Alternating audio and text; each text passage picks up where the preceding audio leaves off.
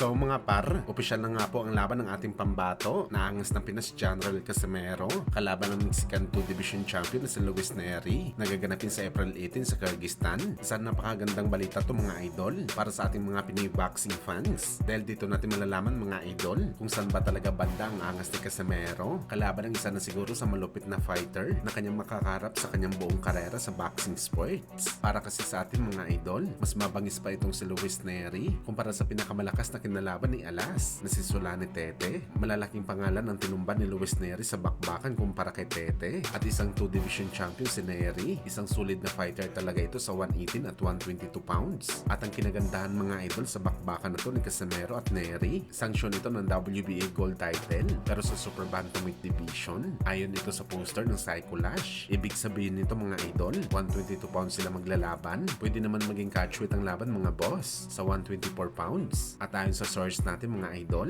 ang mananalo sa laban na to, posible mapalaban sa title fight o di kaya sa eliminator para sa mga titulo ni Inoue.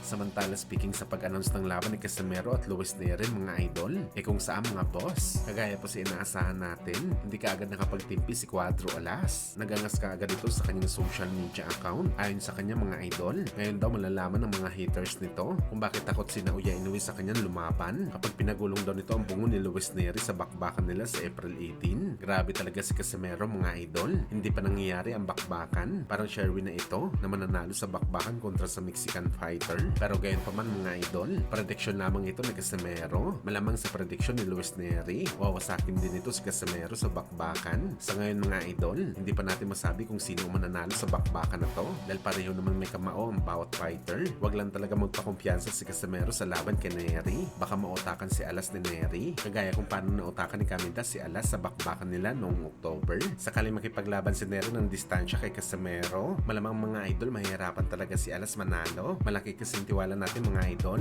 na lahat ng paraan gagamitin talaga ni Neri para manalo sa laban kay Alas dahil posible maging title fight ang sunod nito na laban sakali masilat nito si Casimero. Pero yun lang mga idol, hindi rin madali na umiwas sa atake ni Alas sa buong 12 rounds na bakbakan.